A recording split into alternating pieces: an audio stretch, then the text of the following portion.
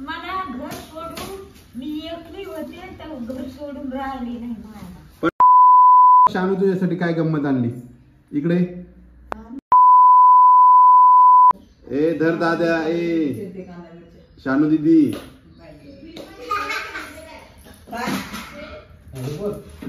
बोल दाद्याला. बर इकडे आता आजीला चालता येत नाही दीदी. ए दीदी, ए दीदी इकडे बघ. जायचं सांग आज. आज कुठे जायचं आपल्याला? इकडे इकडे इकडे इकडे सांग. आळंदी, आळंदी, आळंदी, आळंदी. हा कुठे जायचं आपल्याला? कुणा कुणाला जायचंय?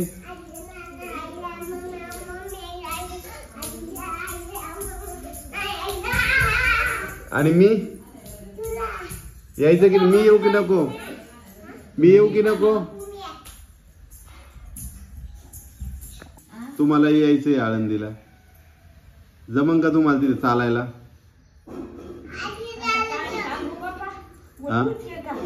उच नाही पण लांब चालावं लागतं. ए दीदी बाजू सरक, तू बाजू सरक.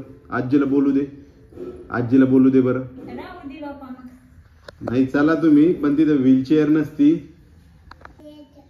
मग तू आजीला चिमटी काऊन घेते? नको आजीला. आजीला राहू दे घरीच. आजीला चालता येत नाही, काही नाही. राहू का घरी? घरी राहू. तू जाती? तू जाती? आजी नको का? घरी राहू. आजीला बोर होईल अगं घरी राहिलं तर, करमणार नाही. हा काय काय म्हण काय म्हणते ती नाना?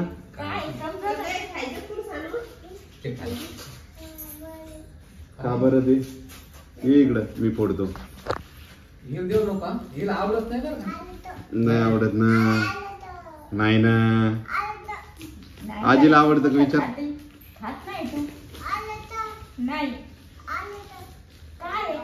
काय आहे ते सांग बरं.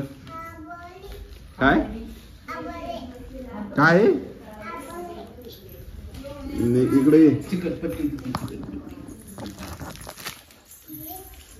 हे आवडतं का तुला? काय आहे? काय नाही, वेफर आहे वेफर. ते तसं ड्रेस तसा करू नये. दर फोड बरं आहे. नानाला म्हणा फोडून द्या म्हणा. मला नानाकडे दे, नाना फोडून देतील. फोड बरं तू.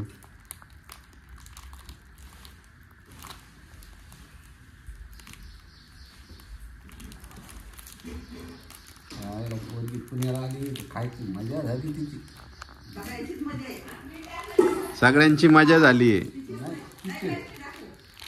कारल्याला जायचं का बाई राहायला? दीदी जायचं कारल्याला राहायला? फक्त आई आजीची मजा नाहीये. आजीच्या जीवलग मैत्रिणी तिथे, मी इथं काय त्यांना करवणार आहे? होय आजी? मला घर सोडून मी एकली होते तर घर सोडून राहिली नाही मला. पण आता जिथं सगळे आपले लेक सून तिथंच घर असतं ना आपलं आजी. मग मी काय नाही म्हणते का? नाही पण तुम्हाला वाटतं ना कारल्यालाच राहावं. मैत्रिणीमुळे वाटतं का घरामुळे वाटतं?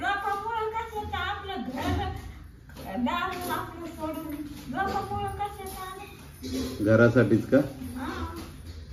पण हाय घर कुठे जात ते? आपण कधी गेलो तर घर तिथंच आहे आपलं.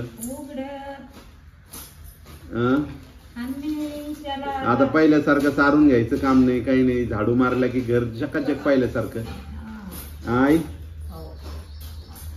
आईनं आणि आजीनं आमच्या खूप चारून घेतलेलं एवढं मोठं घर. रोज सकाळी उठलं की पाण्यात शेण टाकायचं, एक कपडा घ्यायचा आणि घर सारून घ्यायचं. तुमच्यापैकी बरे आता कुठं राहिलं नाही घर सारून घ्यायचं, पण आमच्याकडे खूप वर्ष घर सारून घ्यायचं काम होतं. कोणाकडेच नाही ना. आता सगळ्यांकडे फरशा आल्या सगळं. आणि आता हे पण नाही राहिले ना. जनावर राहिले नाही कोणाकडे, शेण आणि सगळे. सुख झाले तरी दुखत येत आता पाय. हा हात ते फरच्यानं हातपाय दुखते आजी. आता ना बाबा मला नाही समजत. ते यानं फरचीनं ते थंड असतं ना आणि सारून घेतलेलं. हा हा ते तर आहेच म्हणून.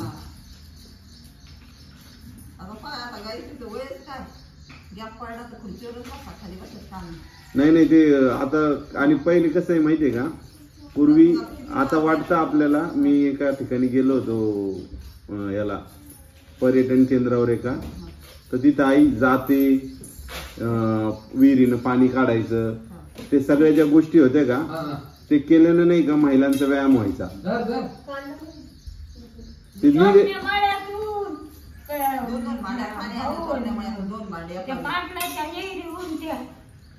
पाणी आणणं लागत होतं स्वप्न मळ्यातून. तुम्ही आणलेलं आहे का आजी पाणी? आणलेलं नाही तर कसं आहे. मला नाही आठवत आहे, मीच आणलेलं आहे पाणी. मला जसं आठवतं तसं नाही, पण मला जसं आठवतं आई, मी पण गावाकडे आलो की 2-2 भांडण आणलेलंच पाणी, ते बी मोठाले 2 भांडे. हा वाटतं आपल्या त्या गावाकडच्या वाड्यामुळे सगळ्यांचे गुडघ्याचे प्रॉब्लेम आहे. पाणी भरून नानानं पण लय पाणी भरलं. नाना तुम्ही कावडीनं पाणी भरलं. रोजची 25 कावड भरीत होतो रोज.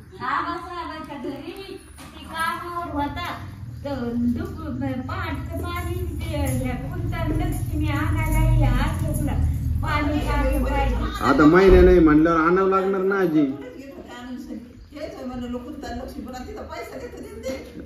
महिना देत होते आजी, ते महिन्यानं होते नाना तेव्हा. आणि महिन्यानं कोणाला बी पाणीच आणावं लागायचं.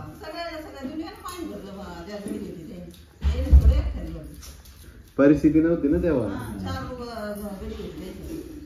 25 कावडी म्हणजे कावडी कोणत्या, आपल्या तेलाचे जे डब्बे असते मोठाले, त्याला कट करून 2 डब्बे काडीला लावायचे आणि ते खांद्यावर घेऊन यायचे विहिरीहून. पुन्हा भरून द्यायला कोणी राहायचं का नाना तिथे? शेंदून आपण हो का? आणि त्या डब्याने शेंदावं लागत असं नाही, पावरा असायचं का? आजीला वाटतं राहायचो खाऱ्या पाण्यावर. खाऱ्या पाण्याला ते मळ्यातलीच विहीर ना. सकाळी 2 कावडी आणि संध्याकाळी किती रात होत 1 कावड प्यायची आम्हाला. यांच्या घराला ते एकत्र होते ना तेव्हा. 4 वाजता उठत होतो तर काकू आमच्या मागे उठत होत्या, चौक धुत होत्या. नाही नाही, त्या तेवढी स्वच्छता करावंच लागत असेल सगळ्यांना. आणि बायांना लय काम होते ना तेव्हा आई.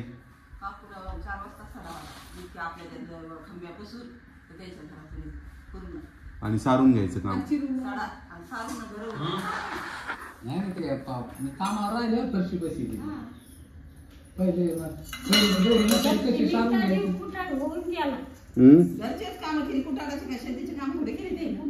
नाही, पण नाना कारखान्यात लागले आणि त्यांचं जीवनच सुधारलं.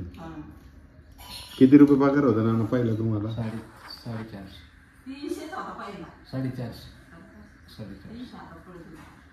आणि नाना बी जाऊन येऊन करायचे कारल्याहून पायी जायचे.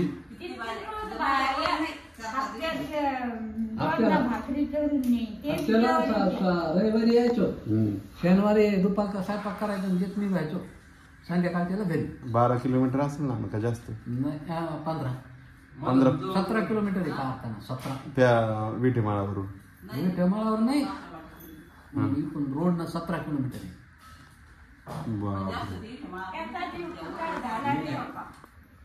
आजी लय कष्ट केले सगळ्यांना, तुम्ही बी काही कमी नाही केले. आईने पण तुम्ही जे कष्ट केलं का ते आम्हाला म्हणजे कल्पना पण नाही त्या गोष्टीची, कारण आम्हाला माहित नाही काही.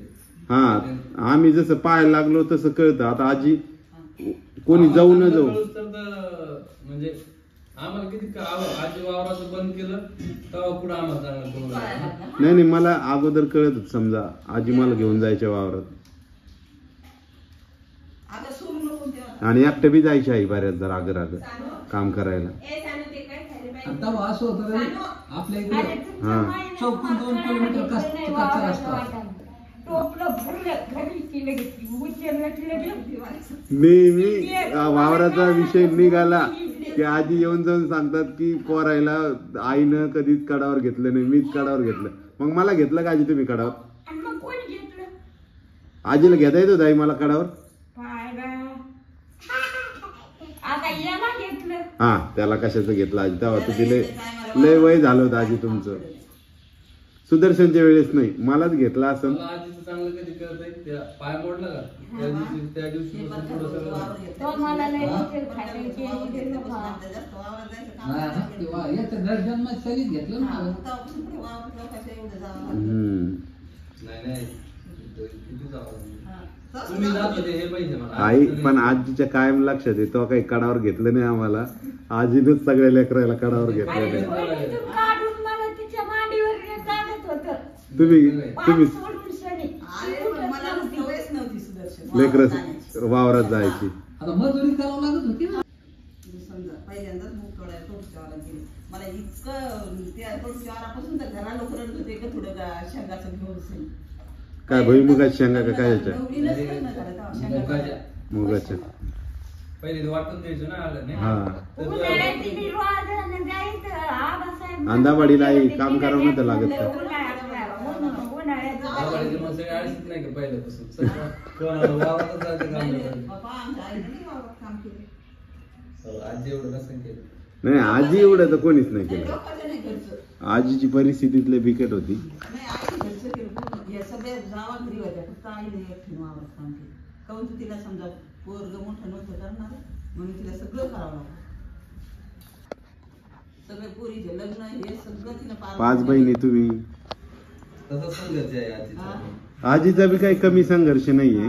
आजीचा संघर्ष जरा जास्त आहे कारण एकटीनं एवढे आजीला म्हणजे जास्त पोरींचे लग्न करायचं काम नाही पडलं. नाही आणि वावरात सगळं पोटासाठीच केलं त्यांनी. हा मग तेच हे. ना माणूस आणि आईचं काय कसं होतं, सगळ्या उन्हात सगळंच पाहायला लागत होतं. 4-5 पोरी म्हणल्यावर थोडं खटला होता. शरीरी खायचं तुला गरमाचे कडे आजीला काम सांगते का तू? कडे गरमाचे गरम. तसं नाही करू. आजीला तू भर बरं तुझ्या पिशवीमध्ये. ऐक तुझी खेळणी तू भर.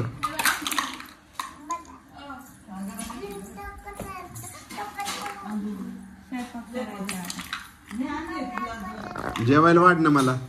जेवायला वाढ बरं मला. हा वाढ जेवायला. हा वरण आहे का ते? वरण आहे. हा वाढा वरण. ताट कुठे? ताट कुठे? मग काय ठेव? नीट मांडी घालून बसायचं असतं. याला काय म्हणते? मांडी घालून बस. याला काय म्हणते? डब्बा. हा वाढणं मला. ताट वाढणं. ताट वाढणं बाई. मांडी मांडी. भूक लागली ना मला किती वेळची. चटणी आहे का? चटणी आहे. केली चटणी तू? कशाची चटणी केली? कशाची चटणी केली? टमाट्याची का? बरं. अजून वरण. अजून भात आहे का? भात कुठे? भात कुठे? भात वाढा मला पटकन दिशी. लगेच भात वाढ बरं. तिकडे ते डब्यात भात असेल. या डब्यात आहे भात. कुकर कुठे आहे तुझं? कुकर आहे का तुला? कुकर आहे का? कुकर आहे? कुठे आहे कुकर? मिक्सर कुठे? आणि मिक्सर कुठे? कुठे मिक्सर? मिक्सर कुठे? तेलाची कॅन. तेलाची कॅन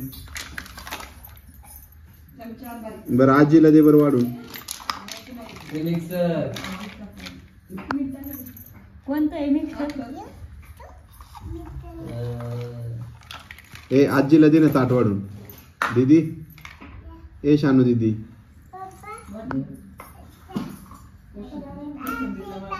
या इकडे जेवायला. जेवलं म्हणा. आज तर लय पदार्थ दिसते आहे जेवायला. काय काय आहे? मटकी, मुगाची डाळ, कोशिंबीर. अजून पनीरची चटणी काही. चलो भाई. हे बघा आज एवढे पदार्थ आहे खायला. चला. आणि वरण पण कोशिंबीर म्हणलं ते. कोशिंबीर वरण. हे बघा एवढे पदार्थ बनवलेले आहे आज जेवलो घरी. बाईला तुला काय खायचं शानू? तुला काय खायचं? कोशिंबीर. कोशिंबीर. आणि अजून तिला जेवण करायला तांबे. शानू तुझ्यासाठी काय गंमत आणली? इकडे पाती आणली. ये इकडं. इकडे इकडे दिसली का? के बरं ती इकडं आण, तुला फोडून देतो. इकडं आण. पाती पाती बांधली. पाटी लेखणी इकडं आण, माझ्याकडं आण. दोन्ही पण आण माझ्याकडं. काय आहे? फोड बरं ते. फोड बरं. मी फोडू का? हे बघा असं फोडायचं ते.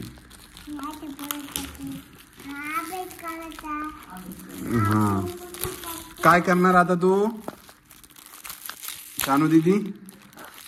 ए इकडं बघ, इकडं बघ, इकडं आण. हा आण इकडं. ते ठेव तिथं. आणली. काय लिहिणार? काय लिहिणार? काय लिहिलं? एक तुझं नाव लिहून देतो मी. इकडं हात कर. इकडं घे. इकडं हात. इकडून ये. इथं ये. इथं ये. हा हात दे इकडं तुझा. हे बघ आलो. 1 मिनिट.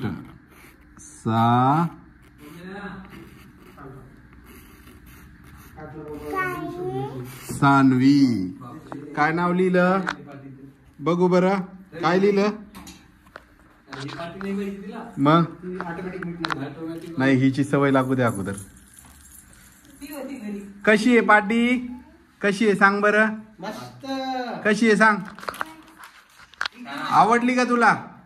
हो. ए सानू इकडे बघ. बघ ना. आवडली तुला? Very good. आता लिहिशील का रोज? अभ्यास करशील ना तुम्ही? काय लिहायचं तुला? ए बाई. तर मित्रांनो आजचा दिवस खूप छान होता.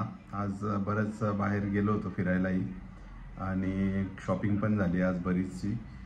तर व्हिडिओमध्ये मी कालच्या आणि परवाच्या व्हिडिओमध्ये कमेंट पाहिल्या त्या, तर बऱ्याच कमेंट होत्या की हे पॉडकास्ट आपण जे पॉडकास्ट चॅनल सुरू केलेलं आहे पॉडकास्ट 18 मराठी, तर हे कसं असतं, हे कसं चालतं, यावर बरेच प्रश्न होते.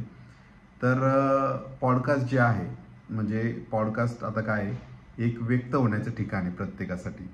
म्हणजे आता तुम्ही आपले पॉडकास्ट पाहिले असेल किंवा इतरही पाहत असाल की वेगवेगळे लोक वेगवेगळ्या क्षेत्रातले यशस्वी झालेले किंवा ज्यांना यशस्वी व्हायचं आहे, काहीतरी आपली गोष्ट आहे, काहीतरी स्टोरी आहे, काहीतरी स्ट्रगल आहे स्वतःचं किंवा काहीतरी वेगळं करून दाखवलं आहे, अशा लोकांना व्यक्त होण्याची एक संधी जी असते आणि ती संधी उपलब्ध करून देत असतं पॉडकास्ट हे व्यासपीठ. कारण मागच्या काही काळात नाही का पॉडकास्ट मोठ्या प्रमाणात वाढले. मग ते पॉलिटिकल असतील, राजकीय लोक पॉडकास्ट देतात किंवा काही एक्सपर्ट लोक, डॉक्टर लोक, त्यांच्या क्षेत्रात काय आहे, त्यांच्याकडे काय सुविधा आहे, अशा मार्केटिंग स्ट्रॅटेजीसाठी सुद्धा पॉडकास्ट हे माध्यम चांगलं आहे. आणि लोक आता कसं आहे की कुठल्याही गोष्टीची माहिती घ्यायची, आता पॉडकास्ट म्हटलं की किमान अर्ध्या तासापेक्षा जास्त चर्चा असते त्यामध्ये. तर मग कुठल्याही गोष्टीची चर्चा केली अर्धा तास तर त्यातल्या बऱ्याच छोट्या छोट्या गोष्टी आपल्याला कळत असतात. बरेच लोक जे आहेत की पॉडकास्ट हेडफोन कानाला लावून ऐकत असतात कारण त्यांना त्यातून ज्ञान मिळत असतं, नवीन नवीन गोष्टी कळत असतात आणि नवीन नवीन लोक माहीत होतात. तर यासाठी पॉडकास्ट केलं जातं.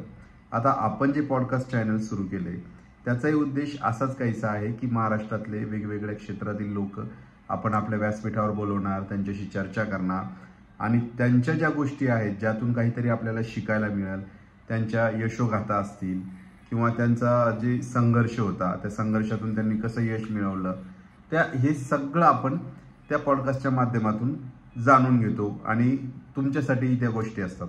आता पॉडकास्ट कोण कोण देऊ शकतं? ज्यांची स्ट्रगल स्टोरी आहे, ज्यांनी खरंच खूप प्रतिकूल परिस्थितीतून मार्ग काढला आणि यशस्वी झाले किंवा ज्यांना खूप त्रास सहन करावा लागला, कुणाची साथ नव्हती तरी त्यांनी यश मिळवलं, असे लोक आपल्याकडे येऊ शकतात की जेणेकरून त्यांची स्टोरी दुसऱ्यांना ऐकायला आवडेल. तर हे एक आपलं आहे. आणि या व्यतिरिक्त जे आहे आता आपल्याकडे तुम्ही पाहिलं असेल बरेच डिजिटल क्रिएटर आपल्याकडे पॉडकास्ट द्यायला येत असतात. तर हे आपल्या कॉन्टॅक्टमुळे येत असतात आणि ते पूर्णपणे फ्री असतं. कारण ही संधी आम्हालाही मिळते तुम्हाला काहीतरी चांगले लोकांशी भेट घालून द्यायची, आणि त्या समोरच्या व्यक्तींनाही संधी मिळत असते की त्यांना त्यांचं जे घडलं आयुष्यात ते व्यक्त करण्याचं साधन, व्यक्त करण्याचं व्यासपीठ हे पॉडकास्टच्या माध्यमातून दिलं जातं. तर हे पूर्णपणे फ्री असतं. पण जर तुमचे काहीतरी उद्योग आहे, व्यवसाय आहे, किंवा जेणेकरून तुम्हाला कुठंतरी लोकांना माहीत करून द्यायचे की तुम्ही हे काम करता आणि तुम्हाला त्यातून इन्क्वायरी यायला पाहिजे, तर हे असे पॉडकास्ट जे असतात ते पेड असतात. तर पेड पॉडकास्ट काय, मग ते वेगवेगळे चार्जेस असतात, वेगवेगळ्या चॅनलचे वेगवेगळे चार्जेस असतात.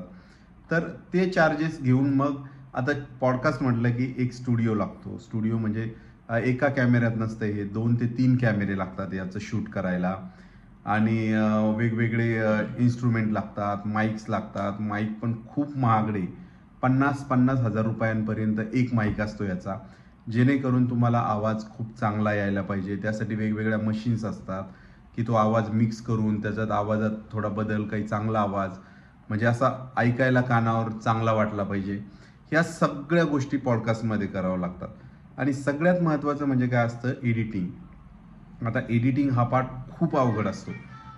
त्याचं कारण काय की 2 कॅमेऱ्याचे 3 कॅमेऱ्याचे फुटेज असतात आणि ते एकत्र करून सगळं करायचं असतं. त्यामुळं हे एडिट करणं खूप चॅलेंजिंग असतं आणि त्याचा आवाज वेगळा असतो, आवाज त्याला जोडणं हे एडिटिंगचा भाग झाला. पण एडिटिंग इतकं कॉम्प्लिकेटेड असतं की अर्धं काम पॉडकास्ट आणि अर्धं काम एडिटिंगवर डिपेंड असतं. तर यामागं खूप एफर्ट्स घ्यावे लागतात ह्या सगळ्या गोष्टी करायला. पण जर मग आता मार्केटिंगचे ह्याचे जे पेड पॉडकास्ट का केले जातात, तर कुठंतरी हा खर्च निघाला पाहिजे एडिटिंगचा असेल. कारण प्रत्येक व्यक्ती सगळं करू शकत नाही. आज मी पॉडकास्ट घेऊ शकेल तर मीच एडिटिंग करू शकत नाही, मीच कॅमेरा हँडल करू शकत नाही. याच्या मागेही काही यंत्रणा असते, काही लोक असतात आणि हे सगळं ते करत असतात. त्यामुळं पॉडकास्ट हे एकदम जिकिरीचं आणि खूप लेंदी काम आहे, पण ते करताना जर तुम्ही मजा घेतली तर खूप छान आहे. तर असे पॉडकास्ट असतात. तुमच्याकडे जर काही स्टोरी असेल चांगली, तर तुम्ही खरंच बिनदिक्कतपणे येऊन सांगू शकता की माझ्याकडे ही स्टोरी आहे, मला ही सांगायची. तर तुम्ही पॉडकास्टवर येऊ शकता, आपल्या पॉडकास्टवरही येऊ शकता. पण जर तुम्हाला कुठली अनेक लोकांना कसं असतं की काय थोडीफार प्रसिद्धी हवी असती किंवा लोकांना त्यांच्याविषयी माहीत करून द्यायचं असतं, तर अशा वेळी आपण ते पेड पॉडकास्टमध्येही करू शकतो. पण पेड पॉडकास्ट का केले जाते, तर याचं कारण आहे की ही जी यंत्रणा चालवली जाते, पॉडकास्टचं जे उभं केलेलं असतं, स्टुडिओ असतं, सगळ्या गोष्टी असतात, या सगळ्या गोष्टींना पैसे लागत असतात. मग ते कुठून तरी जनरेट होत असतील, जनरेट करता आले तरच हे स्टेटअप पुढं चालू शकतं. त्यासाठी हे पेड पॉडकास्ट केले जातात. तर हे एवढं आहे. आता या व्यतिरिक्त काहींचं यूट्यूबचं आहे, यूट्यूब चॅनल सुरू करायचं आहे किंवा केलं आहे पण व्ह्यू येत नाही, अशा तशा गोष्टी बऱ्याच कमेंटमध्ये होत्या. त्याविषयी यूट्यूब कसं सक्सेस करायचं हे तर ओमभाऊ सांगलंही तुम्हाला, आणि त्यांनी व्हिडिओ सुरूही केले, त्यांच्या चॅनलवर पण सुरू करणार आहेत की यूट्यूबमधून तुम्ही कसं ग्रो करू शकता. पण याची एक बेसिक गोष्ट सांगू का यूट्यूबची सुद्धा, की आपल्यापैकी बऱ्याच जणांमध्ये काय असतं, कुठलीही गोष्ट करत असताना काय असतो, काहीतरी न्यूनगंड असतो. न्यूनगंड म्हणजे काय की हे मी करू शकणार नाही, हे माझ्यासाठी नाही आहे, किंवा माझ्याकडून हे होणार नाही, किंवा दुसरे काय म्हणतील मी हे केलं तर. या सगळ्या गोष्टींचं काय असतो, एक न्यूनगंड असतो की आपल्याकडून हे होणार नाही. साहजिकच हे माझ्यातही होतं, प्रत्येकामध्ये असते कोणतीही नवीन गोष्ट करताना. आणि मॅक्झिमम व्हिडिओ किंवा अशा ॲक्टिव्हिटी करताना हा जो न्यूनगंड असतो तो वाढतो आपल्यामध्ये. म्हणजे ती भावना जी आहे ती मजबूत होते की हे आपल्याकडून होणार नाही, आणि त्यामुळं काय करतो की आपण ते थोडं हातचं राखून करायचा प्रयत्न करतो. सगळ्यात महत्त्वाचं काय, आता माझं प्रामाणिकपणे सांगायचं म्हटलं तर मी कॅमेऱ्यावर कसा दिसल, माझे डोळे कुठं असतील, मी कसं कोणाकडे काय म्हणजे कॅमेऱ्याकडे कसा बघेल, माझे केस चांगले असतील का, माझी बॉडी कशी असेल, मी जाड आहे का, मी खूप बारीक आहे का, ह्या सगळ्या गोष्टींना मॅटर करतात. आणि ह्या सगळ्या गोष्टी आपल्या मनातच असतात. पण आता तुम्हाला एक खरं सांगू का, आता मी बरेच दिवस लहान मुलांची सेशन घेतो आणि त्यामध्ये मी प्रत्येक वेळा एक गोष्ट सांगत असतो मुलांना की तुमचं व्यक्तिमत्व फक्त तुमच्या दिसण्यानं बनलेलं नसतं. तुमचं व्यक्तिमत्व हे तुमच्या ओव्हरऑल तुमच्या गुणांमुळे तयार झालेलं असतं. म्हणजे तुमच्याकडे जर स्किल गुण असतील, तुमच्या अंतर्गत गुण ज्याला तुम्ही चालना दिली, प्रत्येकामध्ये असतं बरं का, मेंदू असेल किंवा ब्रेन असेल, आपल्या सगळ्यांचा सेमच असतो. फक्त काय असतं, त्याला चालना तुम्ही कशी देता त्यावर ते काम करत असतं. शाळेत सुद्धा कोणी हुशार नसतो किंवा कोणी ढ नसतो. शाळेत सुद्धा प्रत्येक मुलगा जो आहे त्याच्या मेंदूला चालना कशी देतो, ती चालना देण्यासाठी त्याचे पालक काय करतात, या सगळ्या गोष्टी मॅटर करत असतात. आणि त्यातूनच आपलं व्यक्तिमत्व घडत असतं. व्यक्तिमत्वात मी तर म्हणणं, दिसणं ना फक्त 10%, 90% तुमचे अंतर्गत बाह्य गुण, जे तुम्ही बोलता कसे, वागता कसे, चालता कसे, ह्या सगळ्यातून तुमचं व्यक्तिमत्व बनत असतं. त्यामुळे दिसणं हा कधीच मॅटर नसतो. आणि दिसण्यावरून जर आपण विचार करत असेल की मी व्हिडिओमध्ये कशी दिसल, कसा दिसल, तर मग ही भावना जेव्हा असते ना आपल्या मनात, तेव्हा आपलं यशाचा मार्ग ना थोडा अवघड झालेला असतो. मी कसा दिसतो हा मॅटरच करत नाही. मी काय डिलिव्हर करणार, मी काय बोलणार, काय मांडणार, माझ्या भावना काय असणार, हे सगळं तुमचं मॅटर करतं. तुमच्या व्यक्तिमत्वातले हे गुण असतात. आणि ह्यावर जर तुम्ही काम केलं ना, तुम्ही कोणतेही व्हिडिओ टाका. आता हे सोशल मीडिया काय एक हे गोष्ट काय माहिती आहे का, आता बरेच जण लिपसिंगचे व्हिडिओ बनवतात. लिपसिंगच्या व्हिडिओमध्ये काय, तुमचा फक्त फेस दिसतो आणि तुम्ही ओठ हलवताना दिसता, बरोबर. पण ओठ हलवणं म्हणजे त्या प्लॅटफॉर्मला कळत नाही की तुम्ही खूप छान ओठ हलवतात किंवा काय.